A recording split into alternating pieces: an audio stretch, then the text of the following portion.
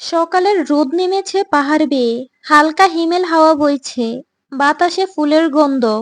সবুজ ঘেরা রাস্তা ধরে সাইকেল চালাচ্ছে শুভা। তার পরনে একটি ফ্লোরাল প্রিন্টের শর্ট গাউন। গাউনটি নড়ে উঠছে হাওয়ায়, চুলগুলি খোলা, আর মুখে এক নির্মল হাসি। আজ 1 মাস 15 দিন হলো শুভা সুইজারল্যান্ডের গিল্ডেন ওয়ার্ল্ডে আছে। গ্রিলডেল ওয়ার্ল্ড যেন পরীর রাজ্য, চারদিকে পাহাড়ে ঢাকা। পিছনে দাঁড়িয়ে আছে বিশাল ইগার পর্বত, যেটা সব সময় তুষারে মোড়ানো। গ্রামের মাঝখান দিয়ে চলে গেছে ছোট ছোট পথ, কখনো পাথরের, কখনো সবুজ ঘাসের। বাড়িগুলো কাঠের তৈরি, জানালার পাশে ঝুলছে রঙিন ফুল। প্রায় 1 মাস 15 দিন শুভা প্রতিদিন সকালবেলার অভ্যাসে পরিণত হয়েছে সাইকেল চালানো। নিজেকে নতুন রূপে আবিষ্কার করেছে সে। মুক্ত পাখির মতো আকাশে উড়ে বেড়াচ্ছে শুভা। তাকে থামানোর জন্য কেউ নেই। তামিম নামক নরপিশাচ থেকে অবশেষে নিজেকে মুক্ত করতে পেরেছে সে। তামিমের হাত থেকে পালানো এত সোজা ছিল না। জীবনে সব থেকে কঠিন কাজ বোধহয় ছিল নিজেকে তামিমের থেকে রক্ষা করা। বিকেল প্রায় 5টা 30 মিনিট। প্রতিদিনের মতো শুভা চার্চে চলে যায় ফাদার ডি ক্রুজার সাথে দেখা করতে। সুইজারল্যান্ডে ফাদার ডি ক্রুজা শুভার তৃতীয় ভালো বন্ধু, যার সাথে প্রতিদিন সে বিকেলবেলা দেখা করতে যায় আর বকুনি খায় শীত বস্ত্র না পরার জন্য। অবশ্য গ্রিলডেল ওয়ার্ল্ডে তেমন একটা শীত নেই এখন। বসন্তের আগে শীত কম থাকে, আর চারপাশটা ভরে যায় সবুজ সমারোহে, ছোট ছোট ডেইজি এবং নাম না জানা ঘাস ফুল। Good morning father. Good morning my child, come. Father D'Cruz ইশারা করে শুভাকে ভিতরে বসতে বলে। চার্চের প্রার্থনা শেষে যখন সবাই চলে যায়, তখন শুভা আসে ফাদারের সাথে দেখা করতে। তারপর খুশ গল্পে মেতে ওঠে। অবশ্য শুভা একা নয়, তার ফুফাতো ভাই বোন রকি এবং রোজও আসে তার সাথে। তারা সুইজারল্যান্ডেরই বংশোদ্ভূত নাগরিক। Father, hair is Isabel. She play with anaesthesia outside. Okay. Isabel এবং অ্যানেস্থেসিয়া হলো চার্জার বেড়াল। দুজনেই শুভার খুব পছন্দের। শুভাও প্রায় তাদের খাবার দেয়। চার্চ থেকে শুভাদের বাড়ি 7-8 মিনিটের রাস্তা, তাই শুভা প্রতিদিনই আসে এইখানে। শুভা আর ফাদার কথা বলছিল, ঠিক তখনই শুভার চোখে মুখে আয়নার ঝলকানি লাগে। খুবই বিরক্ত নিয়ে তাকায় শুভা সেখানে। এটাতে শুভা এখন অভ্যস্ত। রিক চার্জে এলে ফাদার তাকে খুবই জ্ঞানমূলক কথা শোনায়, যা তার পছন্দ নয়। তাই সে আয়না দিয়ে শুভাকে ডাকে, father, I have to go now. Father ইশারা করে শুভাকে যাওয়ার জন্য বলে। শুভা তাড়াতাড়ি বাইরে এসে একদম রিকের সামনে দাঁড়ায়। থাপ্পড় একটাও মাটিতে পড়বে না বাদর। ওই বুড়োর সাথে কথা না বলে তোর হাতে থাপ্পড় খাওয়া ভালো চিজ। শুভা একটা জাপটি মারে রিকের মাথায়, তারপর সাইকেল নিয়ে যেতে থাকে। এখন তাদের ড্রয়িং ক্লাসে যাওয়ার সময়। রোজ কোথায়? I don't know, maybe in the class. We shouldn't let her go alone. Mother বাংলাদেশের মতো কথা বলা শুরু করিস না। We are getting late. Shubha আর কোনো কথা বাড়ায় না। রিককে কিছু বলে লাভ নেই, ছেলেটা এমন গাঁটতেরা স্বভাবেরই। শুভা আর রিক আর্ট ক্লাসের একদম কাছে আসতেই তার পা দুটো অটোমেটিক থমকে যায়। বাতাসের সাথে সাথে সুপরিচিত সুঘ্রাণ ভেসে আসতে থাকে। শুভার কপাল বেয়ে ঘাম ঝরতে থাকে। ঘ্রাণটা ধীরে ধীরে তার অতি নিকটে আসতে থাকে। শুভা বয়ে বয়ে পিছনে তাকাতে থাকে, কিন্তু না, তেমন কাউকে দেখতে পায় না। শুধু একটা গাড়ি থাকতে দেখে তাদের একটু দূরে। এত দামি গাড়ি এখানে সহজে তো দেখা মেলে না, তাই খুব সূক্ষ্ম নজরে দেখে গাড়িটিকে শুভা। হয়তো সেখান থেকেই পারফিউমের ঘ্রাণটিও আসছে। জরুরি তো নয় এই ব্র্যান্ডের পারফিউম শুধু তামিমই ব্যবহার করবে। শুভা সব থেকে বেশি অবাক হয় যেটা দেখে, সেটা হলো গাড়ির ঠিক সামনে বরাবর কাইকেন কুকুরকে তার দিকে একদৃষ্টিতে তাকিয়ে থাকতে দেখে।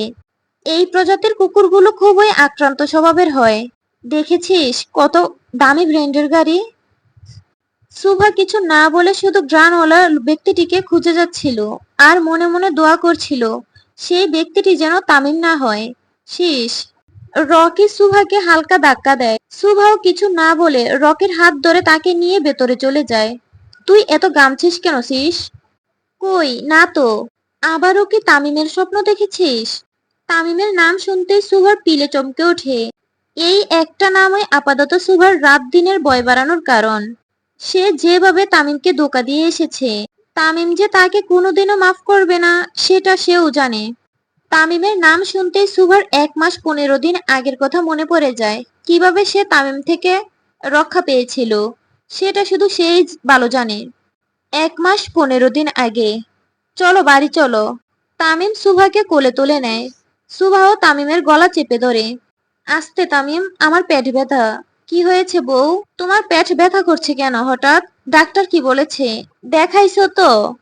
আসলে পালস প্রবলেম। মানে আজকেও আমার হালাল হওয়া হলো না। সুভা নিজের দৃষ্টি মাটিতে রাখে। সরি তামিম। এতে সরি বলার কিছু নেই পরি। তোমরা মায়ের জাত। এটার মাধ্যমেই তোমরা আমাদের মতো যুবকদের জন্ম দাও। এটা লজ্জার কিছু না, বরং সকলের উচিত প্রতিটি জায়গায় মেয়েদের জন্য এই সময় ছুটির ব্যবস্থা করা। সরকার তো আপনার আব্বাজান নিজেই। তামিম সুভার কথা শুনে হেসে দেয়। আমার সাথে থেকে থেকে তোমার ব্রেন একটু হলেও ভালো হচ্ছে। তামিম সুভাকে নিয়ে সোজা গাড়িতে উঠে বসে আর সুভাকে নিজের কোলেই বসায়। কাকা, গাড়ি আস্তে আস্তে চালাবেন, আমার বউ অসুস্থ। তামিমের নির্দেশ মতো গাড়ি এত ধীরে ধীরে চালানো হয় যে একটা সাইকেলের গতিও এর সামনে বেশি বলে মনে হবে। সুভা খুব বিরক্ত হয় তামিমের এই কাণ্ডে। সে ড্রাইভারকে গাড়ি থামাতে বলে রেগে মেগে গাড়ি থেকে নেমে পড়ে। বউ, এভাবে নামলা কেন? শরীর কি বেশি খারাপ লাগছে? অ্যাম্বুলেন্স ডাকবো? পিরিয়ড হয়েছে তামিম, প্রেগনেন্ট না আমি। তাতে কি, এই সময় কত কষ্ট হয় মেয়েদের। সচেতন স্বামী হিসেবে সেবা করব না আমি? তাই বলে গরুর গাড়ির মতো গাড়ি চালাতে হবে?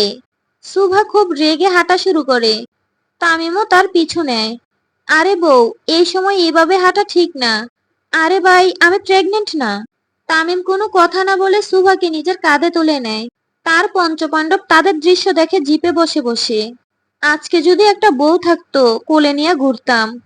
তোর কালামুখ দেখলেই তো মেয়েরা ভয় পায়।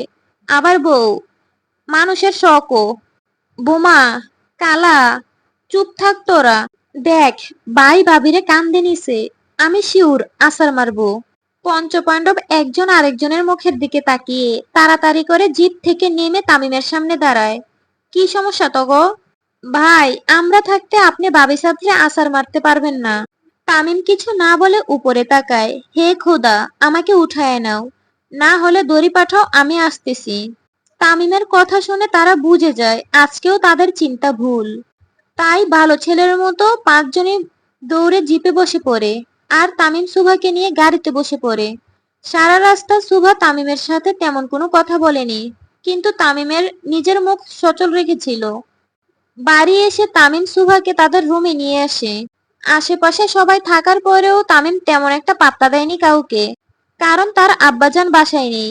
আর আব্বাজান না থাকলে তামিম একটু একটু অভদ্র হয়ে চলে। সুভাকে বসিয়ে তামিম নিচে নেমে পড়ে দ্রুত। 20 থেকে 15 মিনিট পর গরম পানি গরম খাবার নিয়ে উপরে উঠে আসে তামিম। তামিম রুমে এসে দেখে সুভা চুপচাপ বসে আছে ফ্রেশ হয়ে। তামিম টি টেবিলে খাবার রেখে সুভার পাশে এসে বসে। তারপর হট ওয়েটার ব্যাগ সুভার পেটে ধরে। আমি করছি। করতে দাও পরি। বউয়ের সেবা করা উত্তম পুরুষের লক্ষণ। যেই শালা নিজের বউয়ের সেবা করে না, সে জীবনে উন্নতি করতে পারে না। সুভা তামিমের কথাটায় মুচকি হেসে ওঠে। তামিমও সুভার কপালে গালে চুমু দেয়। জানো পরি, যেদিন তোমাকে প্রথমবার দেখেছিলাম সেদিন মনে হয়েছিল, আরে এ তো আমার বউ, বাইরে কি করে। সুভা শুধু ফেল ফেল করে তাকিয়ে থাকে তামিমের দিকে। ভয়ঙ্কর তামিমকে তো চিনে সকলেই, কিন্তু আজকের একজন স্বামী তামিম সুভার সামনে বসে আছে। তোমাকে দেখলেই আমার বউ বউ ফিলিং আসতো। তামিমের বউ। তামিম সুভার হাত ধরে টেনে তাকে নিজের সাথে মিশিয়ে নেয়। খুব শক্ত করে ধরে সুভাকে। আমাকে ঠকায়ও না পরি, মরে যাব তোমাকে ছাড়া। সুভা নিজের চোখ বন্ধ করে ফেলে। ঠকাবো না তামিম। তামিম সুন্দর মতো সুভাকে নিজের হাতে খাবার খাইয়ে দেয়, তারপর তাকে শুইয়ে দেয়। তারপর তামিম ডিনার করার জন্য নিচে চলে যায়। তানভীর সরকার তামিমের জন্য অপেক্ষা করে। তানভীর সরকার রাতে তামিমকে ছাড়া খুব কমই খেয়েছেন। তামিমও সুভাকে রেস্ট নিতে দিয়ে চলে যায়।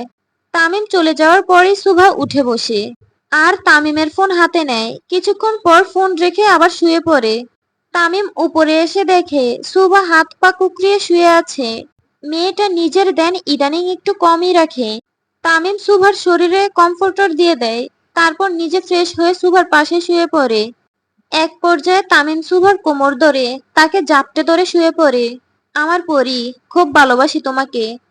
তামিমও চুপচাপ ঘুমিয়ে পড়ে সুভাকে ধরে। তামিম গভীর ঘুমে মগ্ন হতেই সুভা তার চোখ খুলে, তারপর আবার চোখ বন্ধ করে ফেলে। পরদিন সকালে তামিম সুভার বাইকে লন্ডনে পাঠিয়ে দেয় আর নিজে নির্বাচনের কাজে ব্যস্ত হয়ে পড়ে। এমপি নির্বাচন হতে এখন মাত্র 2 দিন বাকি। তামিমের ব্যস্ততার শেষ নেই, কিন্তু এই ব্যস্ততার মাঝেও তামিম ঠিকই সুভার খেয়াল রাখে। তাকে দামি ব্র্যান্ডের কয়েকটা ফোনও কিনে দেয় তামিম। একটু পরপর ভিডিও কল করতে থাকে, যেন সুভার এটা মনে না হয় যে সুভার থেকে রাজনীতি বেশি ইম্পর্টেন্ট তামিমের জীবনে। তামিম এই 2 দিন রাতে বাইরে থেকেছে, কিন্তু সুভাকে 1 ঘন্টা পরপর কল করতে ভুলেনি। অবশেষে নির্বাচনের দিন চলে আসে। নভেম্বরের 3 তারিখ, এমপি নির্বাচনের সেই বিশেষ দিন, যেদিন তামিম আবার আশিনগরের এমপি নির্বাচিত হবে। তামিম সকালে বাড়ি আসে সুভাকে দেখার জন্য। আজকে সারাদিন আমি বিজি থাকবো, একদম রাতের দিকে বাড়ি ফিরবো, ততক্ষণ নিজের খেয়াল রাখতে পারবা না? পারবো তামিম। জয়ী হলে গিফট হিসেবে তোমাকে লাগবে আমার সারা রাত। সুভা মাথা নেড়ে হ্যাঁ বুঝায়। বেশি করে খাওয়া দাওয়া করো সারাদিন, রাতে অনেক হার্ড ওয়ার্ক করতে হবে আমাদের। তামিম সুভার গালে চুমু দিয়ে চলে যায় আর সুভাও তাকে সাবধানে যেতে বলে। তামিম চলে যাওয়ার কিছুক্ষণ পর সুভা আয়েশা বেগমের কাছে চলে যায়, নিজের বাড়িতে যাওয়ার জন্য আবদার করে। আয়েশা বেগম শুরুতে না করলেও সুভার জোরাজুরিতে এক পর্যায়ে রাজি হয়ে যায়। তখন রাত 10টা 45 মিনিট। বিপুল ভোটে তামিমের জয়ের খবর সারা দেশে ছড়িয়ে ছিটিয়ে পড়ে। তামিম এবং তার আব্বাজান তখন একসাথেই ছিল। সবাই আনন্দ উল্লাসে মেতে ওঠে। তার পঞ্চপাণ্ডবও নাচানাচি শুরু করে দেয়। তামিম সুভাকে কল করে তার জয়ের খবর বলার জন্য, কিন্তু বারবার সুভার ফোন বন্ধ আসে। তামিম সুভার সবগুলো ফোনে কল দিয়ে দেখে, কিন্তু সবগুলোই বন্ধ আছে। তারপর তামিম আয়েশা বেগমকে কল করে জানতে পারে সুভা শিকদার বাড়িতে গেছে। তামিম কিছুক্ষণ বাইরে থেকে রাত 11টার দিকে সুভাকে নিতে বেরিয়ে পড়ে। হয়তো বউটার মন খুব খারাপ, এতদিন পর বাড়ি গেছে। হয়তো পুরনো স্মৃতিগুলো তাকে জেঁকে ধরে বসেছে। তামিম এসে কয়েকবার বেল বাজায়, কিন্তু দরজা খুলে না কেউ। তারা একটু জোরে দরজা ধাক্কা দিতেই দরজা খুলে যায়। সুভা, কই তুমি? তোমার স্বামী আসছে নিতে। সুভা, বেডি মানুষ, বাপের বাড়ি আসলে জামাইয়ের কথা মনে রাখে না, শয়তান ছেমরি একটা। তামিম সোজা সুভার রুমে চলে যায়। হয়তো সুভা সেখানেই আছে, কিন্তু সারা ঘর খুঁজেও তামিম সুভাকে কোথাও পায় না।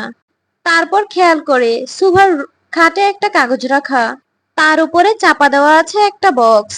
তামিম বক্সটা খুলে দেখে সুভাকে দেওয়া তার মায়ের বালা দুটো বক্সে রাখা। তামিমের মুখ তখনই গম্ভীর হয়ে যায়। তারপর নিচে রাখা কাগজটা তুলে দেখে। খুব জোরে জোরে হাসতে থাকে তামিম। তামিমের হাসি শুনে পঞ্চপাণ্ডব উপরে চলে আসে। সে আমার হয়েও হইল না। তামিম মুখ শক্ত করে নিজের কালা চশমা আবার পরে ফেলে। তারপর তার লোকদের এক ট্রাক ভর্তি কেরোসিনের ড্রাম আনতে বলে। সুভা পুরো বাড়িতে কেরোসিন ঢেলে দেওয়া হয়। পুরো আরশিনগর দেখবে তামিম সরকারের সাথে বেইমানির ফল। জ্বলন্ত সিগারেট কেরোসিনে ফেলে দেয় তামিম। দাউ দাউ করে জ্বলতে থাকে পুরো শিকদার বাড়ি। পুরো শহরে কারফিউ জারি করে দিতে বলে রাষ্ট্রপতিকে। আমিও দেখি বেইমানি নারী দৌড় কত দূর। তামিম তার গাড়ি নিয়ে সোজা পোড়াবাড়িতে চলে আসে।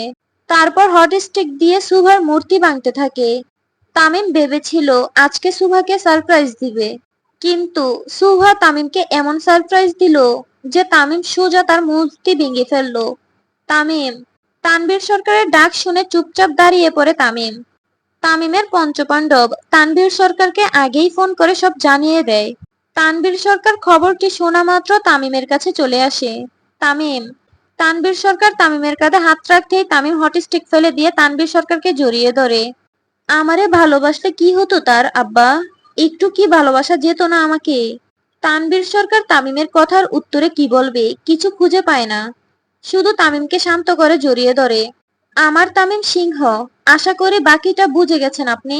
তামিম তার আব্বাজানকে ছেড়ে দিয়ে সোজা হয়ে দাঁড়ায়। সে যদি পাতালেও লুকিয়ে থাকে, সেখান থেকেও আমি তাকে নিয়ে আসব। তার বেঈমানের শাস্তি পুরো দেশ দেখবে। বর্তমান শেষ। কি হলো? কিছু না। সুভা তার অতীতে ঢুকে পড়েছিল, কিন্তু না, আর নয়। সে আর অতীত নিয়ে ভাববে না। আর যাই হোক, তামিম তো এখানে আর আসবে না। সুভা প্রায় 7-8টা দেশ পরিবর্তন করে এখানে এসেছে। তামিম তাকে এত সহজে খুঁজতে পারবে না। সুভা খুব মনোযোগ সহকারে ক্লাস করতে থাকে। এইসব অতীত নিয়ে ভাবার মতো সময় নেই তার। যত দূরেই যাও না পাখি, আমি তোমাকে নজরেই রাখি।